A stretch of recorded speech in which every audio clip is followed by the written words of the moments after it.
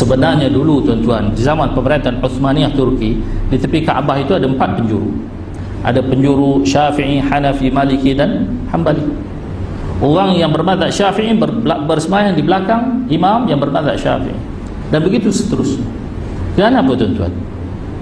Kerana tuan-tuan, kaedahnya dalam fiqh, kalau kita yang bermadzhab Syafi'i bermakmum dengan imam yang bermadzhab Hanafi dan dia melakukan perkara yang membatalkan sembahyang di dalam mazhab Syafi'i, kita makmum wajib mufaraqah, wajib keluar. Contohlah kita kata dia imam menyentuh perempuan dan naik menjadi imam, kita nampak dengan mata kepala kita, kita tak boleh jadi makmum walaupun itu mazhab Hanafi. Kaedahnya dalam mazhab Syafi'i, kalau kita bermakmum sembahyang kita tidak sah. Jadi bila kaedah, jadi sudah tentu berbeza. Sebab kaedah tu orang ni letak kaedah macam ni, orang ni letak kaedah macam ni. Macam pakar dalam mazhab Hanafi, ilmu Islam baru banyak tu yang dia faham. Kalau dia pakar 4 mazhab baru banyak tu, Islam tu banyak lagi. Menggerakkan anggota besar dalam sembahyang 3 kali berturut-turut, kita kena jawab batal dalam mazhab Syafi'i, bukan batal dalam Islam. Salah.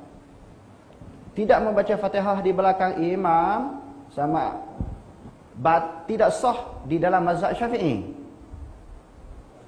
Tapi bukan tidak sah di dalam Islam. Bila kita boleh faham macam tu, oh dalam mazhab kita sahaja, pendapat sebahagian ulama sahaja tak sah, batal, tetapi mazhab lain boleh diterima. Maknanya kalau orang lain buat selain daripada kita tak kata salah. Betul lah dia cara dia. Yang ni yang orang Islam nak kena faham. Dipegang mazhab apa pun tak apa, tetapi yang ni dia kena faham, supaya bila orang berbeza dia tak cok. Kalau makanan dia ada logo halal, cok halal apa semua kan. Ni berbeza dia cok. Ni bukan kumpulan dia. Yang tu dia jadi kelahi tu. Sebab dia tak boleh terima perbezaan, kerana dia tak faham asas-asas.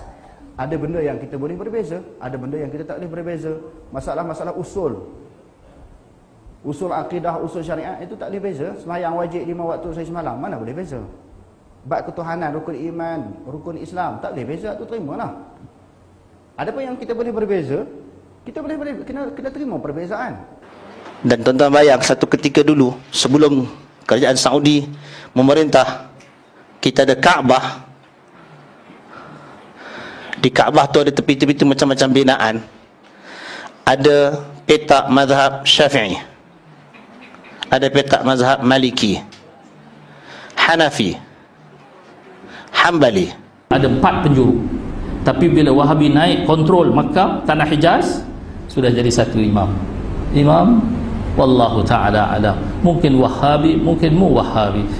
Kan kemengarut suasana tu. Tapi itulah realiti yang berlaku di zaman kelemahan umat Islam. Semua tempat ketika itu jatuh. Kalau hari masuk Islam dulu, masuk mazhab apa? Ada mazhab. Lepas masuk Islam tak sempat lagi tahu register mazhab apa, pergi Mekah. Kalau lah time tu, nak sembahyang masjid mana? Nak sembahyang petak mana?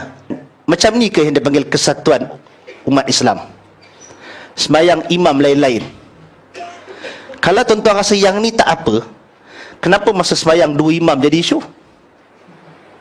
Cuba tuan-tuan bayangkan satu masjid yang rasmi, ada 2 orang imam yang rasmi, boleh sembahyang masing-masing pula.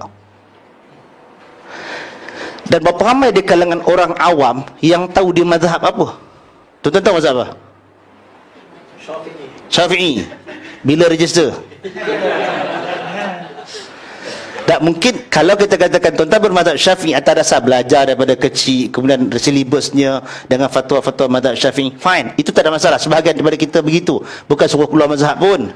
Tapi kalau tanya budak-budak sekolah yang baru belajar, benar apa mazhab ni, dia orang pun tak tahu. Kalau ada orang pergi ke Mekah masa tu, nak masuk petak mana pun tak tahu ni.